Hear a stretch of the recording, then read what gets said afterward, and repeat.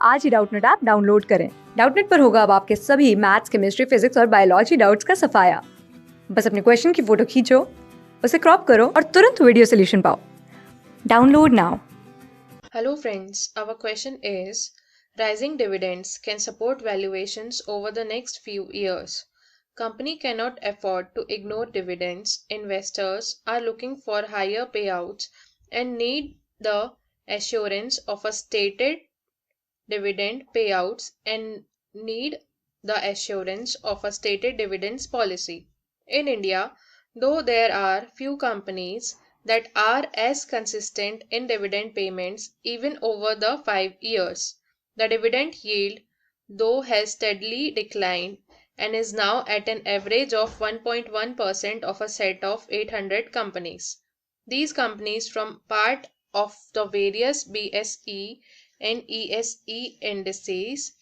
Not only has the dividend yield gone down, there is not one company in this list that has increased dividends in line with profit growth in each of the past 5 years.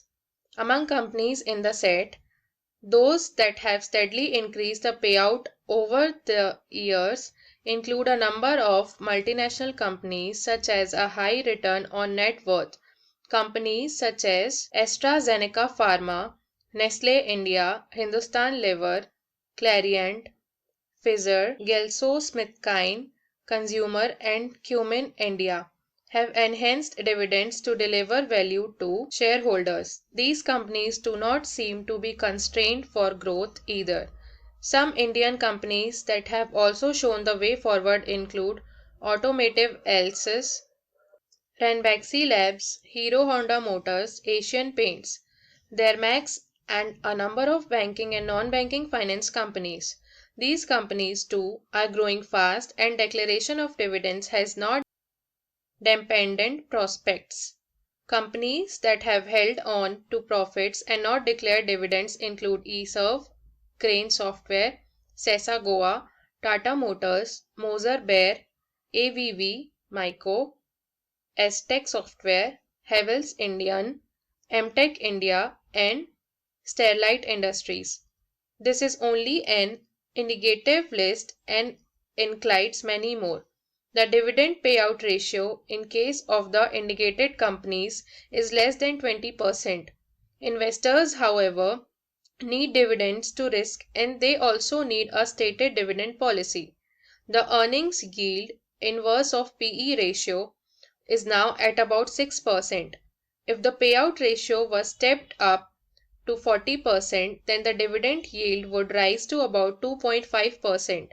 Explain any three factors affecting this decision.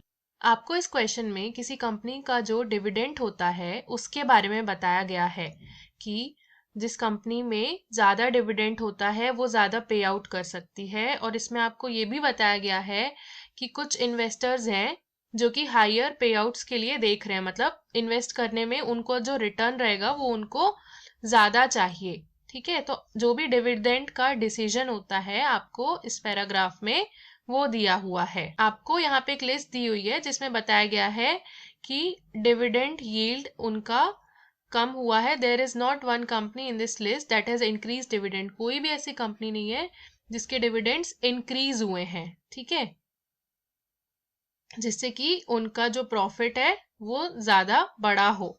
आपको यहाँ पे कुछ companies भी बताई गई हैं और share holders क्या चाहते हैं, वो लोग किस कंपनी में वो लोग अपने शेयर खरीदना चाहेंगे, उसमें रिटर्न कैसा मिलना चाहिए, आपको वो सब बताया गया है। जितना भी आपका डिविडेंड को लेके डिसीजन होता है वो सब इसमें आपको एक्सप्लेन करना है। इस क्वेश्चन में any 3 other factors affecting this decision, और कौन से 3 फैक्टर्स हो सकते हैं इन सब के अलावा जो इस डिसीजन को इफेक्ट कर सकते हैं। तो सबसे पहले तो ये कौन सा डिसीजन है आपका, ये डिविडेंड डिसीजन है।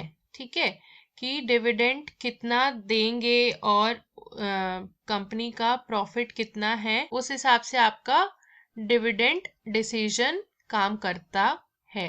ठीक है, अब आपको 3 फैक्टर्स बताने हैं जो इसको इफेक्ट करते हैं। सो फर्स्ट इज, जो डिविडेंड होते हैं वो आप लोग किस प्रकार से देते हो? जितनी भी पास्ट अर्निंग्स हैं, ठीक है, कंपनी की जितनी भी पास्ट अर्निंग्स है, मतलब जो उसने पहले अर्न किया है, एंड करेंट अर्निंग्स, अभी वो कितना अर्न कर रही है, उसके हिसाब से शेयर होल्डर्स को डिविडेंड्स दिए जाते हैं। तो ये पूरा किस पे इफेक्ट करता है? अगर पास्ट अर्निंग्स और अभी की भी अर्निंग्स दोनों अच्छी होंगी तो डिविडेंड क्या होगा?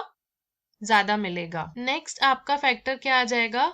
जब किसी कंपनी का स्टेबल अर्निंग रहेगा, ठीक है, स्टेबिलिटी इन अर्निंग, अगर अर्निंग उनकी स्टेबल रहेगी तो डिविडेंड एक वो लोग डिसाइड कर सकते हैं कि कितना देंगे, ठीक है।